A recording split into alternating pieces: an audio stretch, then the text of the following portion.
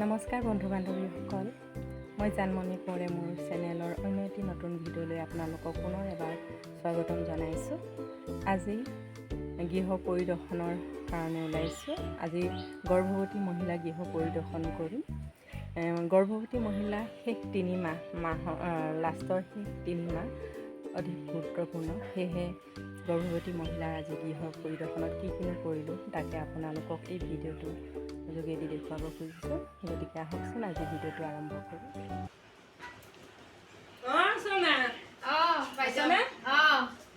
আমি গৃহ পৰিদৰ্শন কৰিব আহিছোঁ।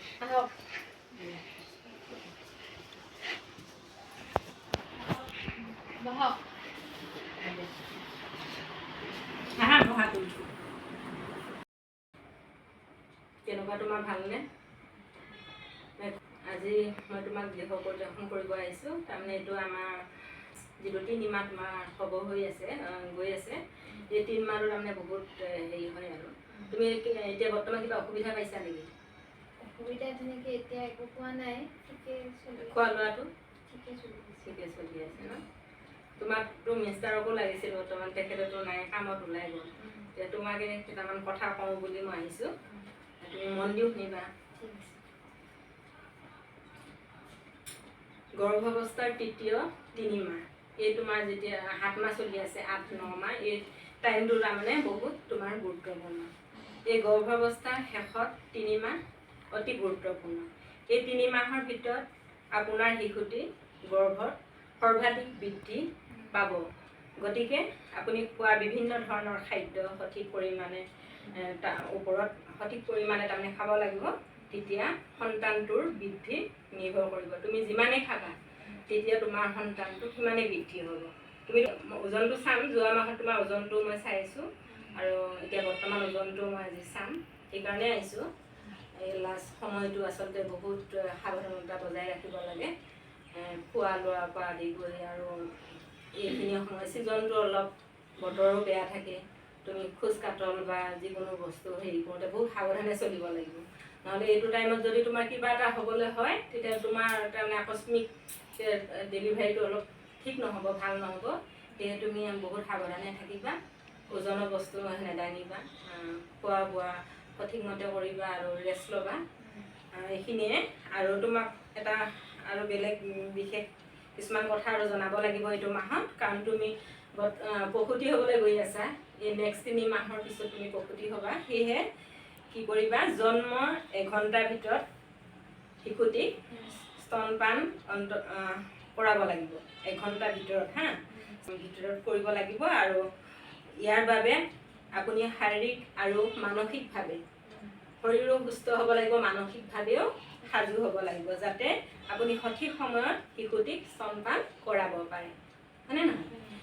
আৰম্ভণিতে আপোনাৰ স্তনৰ পৰা কি হ'ব, হালধীয়া গাখীৰ ওলাই আহিব আৰু ই আপোনাৰ শিশুটিৰ বাবে অতি প্ৰয়োজনীয়। কাৰণ এই প্ৰথম হালধীয়া গাখীৰখিনি শৰীৰৰ প্ৰয়োজনীয় সকলো বস্তু পায়। এই শৰীৰত যিমানখিনি প্ৰয়োজন হয় এটা শিশু, তোমাৰ যেতিয়া হালধীয়া গাখীৰখিনি খাব, সেই গাখীৰখিনিৰ পৰা তাৰমানে সকলোখিনি পুষ্টি শিশুটিয়ে পাব।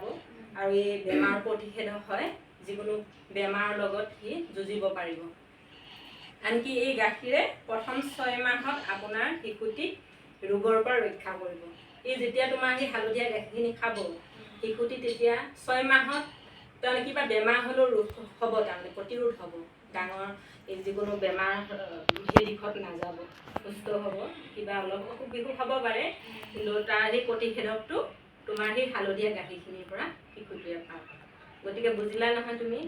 তুমি এইখিনি সময়ত বহুত হেৰি কৰি থাকিব, খোৱা লোৱাৰ যত্ন ল'বা। আৰু এই হালধীয়া গাখীৰটো তুমি খুৱাবলৈ নাপাহৰিবা। আৰু তোমাৰ এতিয়া মই ওজনটো যোৱা মাহত লৈছোঁৱে, এতিয়া বৰ্তমান এইবাৰৰ ওজনটো কিমান হৈছে, তোমাৰ ওজনটো মই চাম। তুমি ইয়াতে থিয় হ'বাচোন, চিধা হৈ থাকিবা। 61.7। ঠিক আছে, মই তোমাৰ যোৱা মাহৰ সেইটো চাই আছোঁ।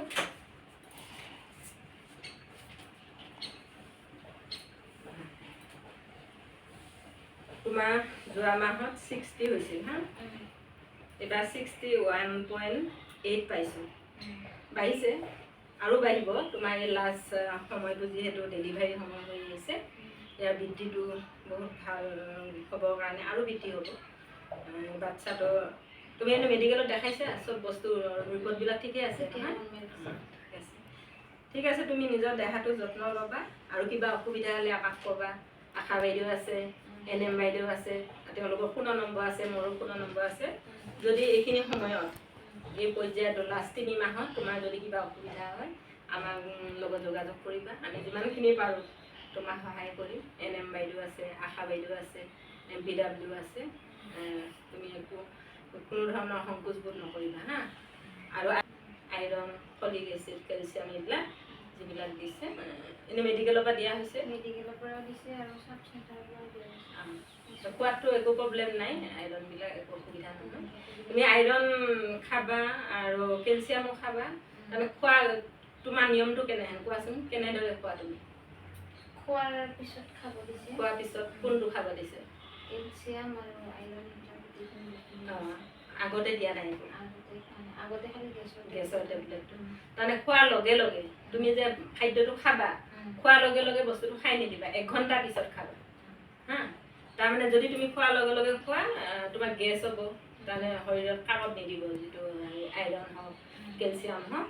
তুমি যেতিয়া খাবা, যিকোনো আহাৰ খোৱা 1 ঘণ্টাৰ পিছত খাবা, তেতিয়া তোমাৰ একো অসুবিধাও নহয় আৰু বস্তুটো শৰীৰত হেৰি হ'ব আৰু। সেইকাৰণে তোমাক এইখিনিয়ে ক'লোঁ। আৰু তুমি ভালদৰে এটা সুস্থ সবল শিশু জন্ম দিয়া কামনা কৰিলোঁ। কিবা প্ৰব্লেম হ'লে জনাবা, আমি সদায় লগত আছোঁ। গতিকে তোমাক আহিম আৰু আহি থাকিম মাজে মাজে। তোমাৰ কিবা অসুবিধা হ'লে তুমি ক'বা। আৰু গৃহ পৰিদৰ্শনতো আমি আহিবই লাগে। ঠিক আছে, আজিলৈ